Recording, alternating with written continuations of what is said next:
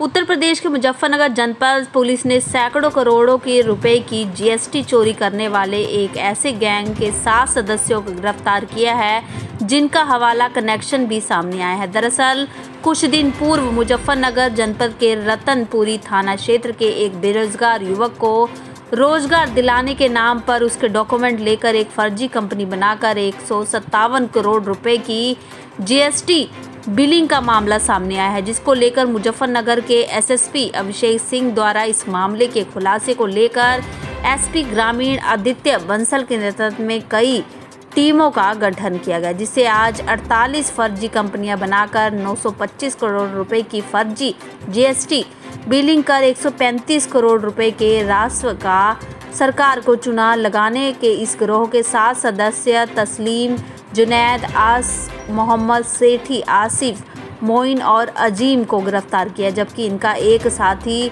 वहादत अभी भी पुलिस की गिरफ्त से बाहर है। आला अधिकारियों की माने तो करोड़ों रुपए की जीएसटी चोरी करने वाले इस गिरोह का हवाला कनेक्शन भी सामने आया है, जिसके जरिए इन लोगों ने अब तक 1 करोड़ 90 लाख का ट्रांजैक्शन भी फेक बिलिंग के जरिए किया है। जनपद मुजफ्फरनगर में इस प्रकार की आसूचना प्राप्त हो रही थी कि कुछ लोग एक गिरोह बनाकर जीएसटी का फ्रॉड कर रहे हैं। इस संबंध में एसपीआरए के नेतृत्व में एक जांच सौंपी गई थी।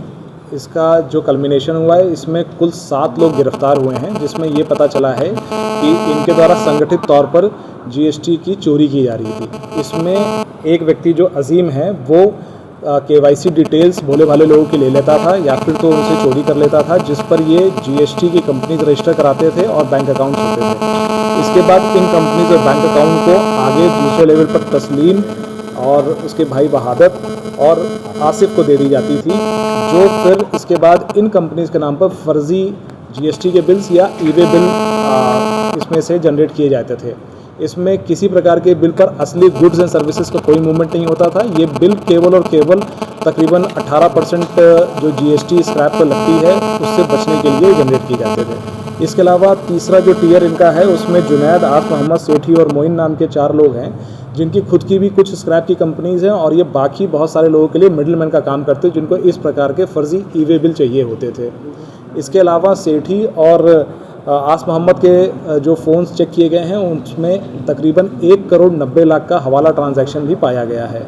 इसमें कुल जो हमें कंपनियों के डिटेल्स पता चले वो 48 कंपनियां हैं जो ये चला रहे थे। इनकी जब डिटेल्स हमने जीएसटी डिपार्टमेंट से ली हैं, इसमें 925 करोड़ रुपए की जीएसटी बिलिंग की गई है जो फर्जी है, और 18% के जीएसटी फ्रॉड के हिसाब से इन्होंने 135 करोड़ की राजस्व हानि अभी तक सरकार को पहुंचाई है।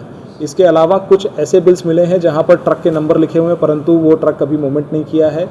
इनके द्वारा टैक्स में भी इनकम टैक्स रिटर्न नहीं भराया गया है। इनके द्वारा पूरा सर्कुलर नेटवर्क इस प्रकार का बनाया गया है कि इनको किसी प्रकार का कोई टैक्स ना देना पड़े। ये सारी कंपनियां ये तकरीबन 3-4 महीने चलाने के बाद फिर इसको बंद कर देते थे।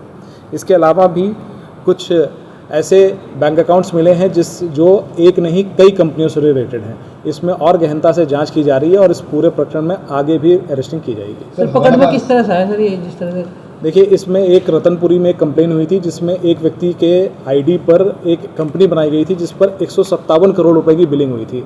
तो उसी लीड को फॉलो करते हुए हमने ये आसूचना डेवलप की थी कि इस प्रकार का एक और गिरोह काम कर रहा है। सर हवाला का जिक्र किया है सर आपने? हाँ, इसमें जो सेठी व्यक्ति और जो मोहम्मद है, इसके जब फ़ोन्स चेक किए गए तो इसमें हवाला के माध्यम से 1 करोड़ 90 लाख रुपए के ट्रांजैक्शंस हैं।